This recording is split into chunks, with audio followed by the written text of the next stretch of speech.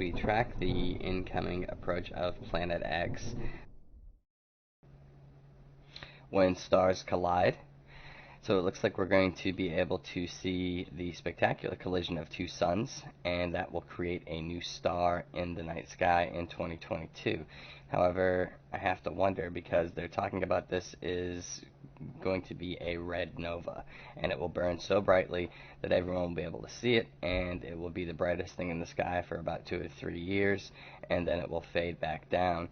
Now, this comes from the Telegraph Science section, and basically it says that at the beginning of the 3rd century there was a civil war raging in Britain, and the Roman Emperor Septimus Severus sought to quell the unrest in the north, and little did they know that overhead there was a huge cataclysmic explosion in another part of the galaxy.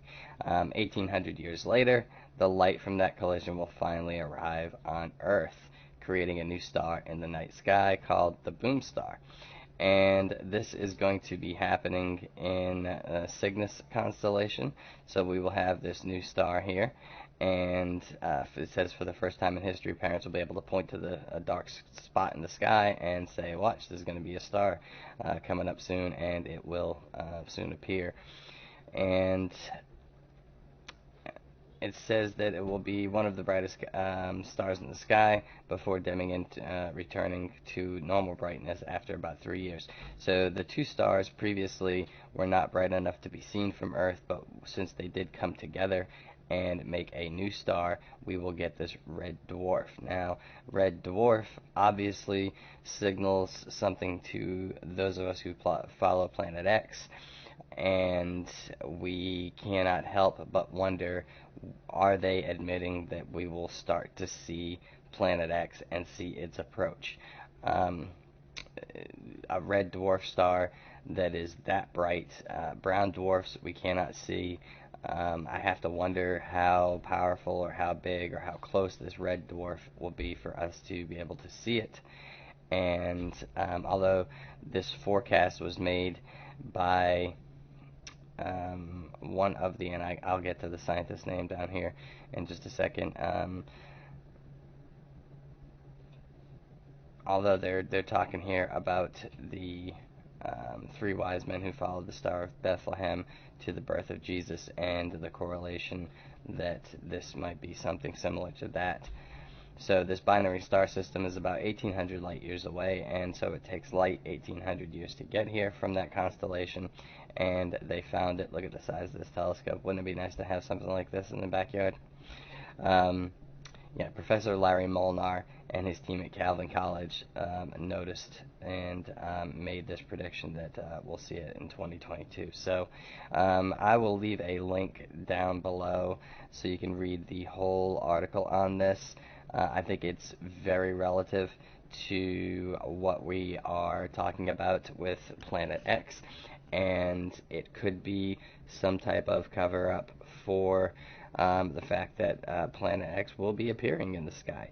So let me know what you think. Get in the comment box down below and tell me if you think that this could possibly be something to do with Planet X, or maybe it just is truly 2 stars that came together a long time ago, and somehow these folks were able to predict it and know that it will be in the sky in about 5 years. So very interesting stuff there. Love to hear your thoughts on that.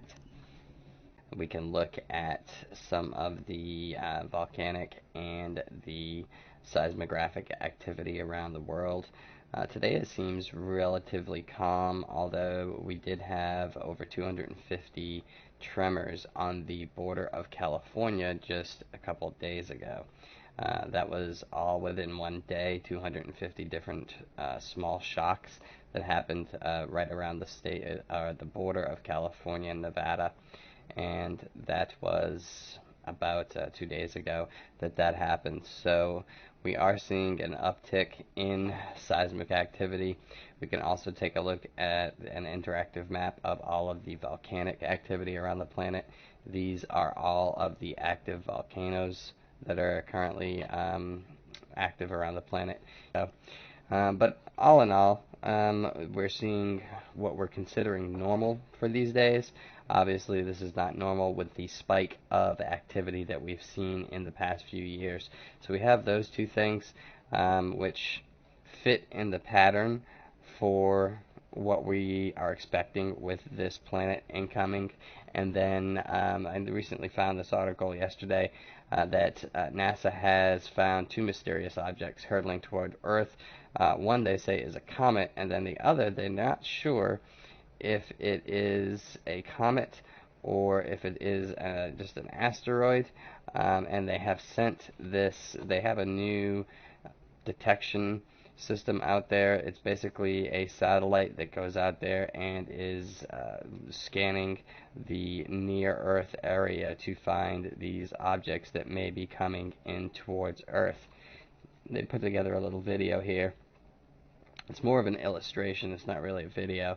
This is just a 3D illustration of the system that's going to go into place, that will actually be out there monitoring 24/7 and looking for objects that are headed towards our planet that could be potential threats. Now, hopefully this thing will be posted in an orbit that allows it to see to the south at certain points, because we know that that's where we're supposed to be looking for Planet X or Nibiru to be coming from. It should be approaching us from the deep, deep south. So in order to see this, the only people that have actually really gotten pictures have been people who have been flying at very high altitude, and especially the people who are flying at high altitude over South America and even further south, down towards the bottom of South America or towards Antarctica. Now we know that recently Buzz Aldrin was down in Antarctica along with John Kerry being down in Antarctica around the same time. That's one of those things that I think is intriguing and makes you kind of wonder what these guys were doing down there and what they were doing down there at this time. John Kerry being part of the outgoing administration, you would think that if he was going to take some last minute trips, it would be somewhere nice or warm or pleasurable. Certainly not Antarctica. However, we do know that there is a lot of controversy surrounding Antarctica and what's actually down there, and some people believe that there is land beyond the Arctic Circle that perhaps some folks don't know about. Some people believe that there are resources buried in the Arctic or under the ice in the Arctic that people are looking to mine and take advantage of. So there's a lot of controversy around that particular subject, and of course there are right now there's a lot of folks who believe in flat Earth and who are saying that, of course, if you've studied flat Earth at all, the Admiral Byrd and his story of how he went beyond the Arctic Circle and found a warm, green, lush land as big as the United States down there, and it was untouched by man, and that it does exist, and it does have a warm climate somehow. So that's pretty interesting, although I personally, flat Earth doesn't really make a lot of sense to me. But I can't, I have an open mind and I'm willing to listen to those arguments. And some of the arguments actually have a little bit of merit, but it's just hard for me to wrap my mind around a flat Earth, especially when I'm doing the research on Planet X and I'm doing the research on the Mandela effect and things like that. So I really don't have time to research the flat Earth at this point. However, it is something I'd like to take a look at in the future. So you can see this object has deployed some smaller objects that then deploy a system of solar sails with a solar power cells that open up to some solar collectors, and it is powered by solar. And then of course this big reflective sail here is basically that. It's a solar sail, and it uses the sun's energy to push it through into its intended path, and it catches the rays and when the solar energy that push it throughout the galaxy so that it can float around and look for potential hazards that might be heading towards Earth. So we have the main satellite that then deploys several of these smaller I don't know if you'd call them satellites or maybe seekers or objects, but these objects then would deploy to study the asteroid or the incoming comet or whatever it is that they found that would be heading towards the planet.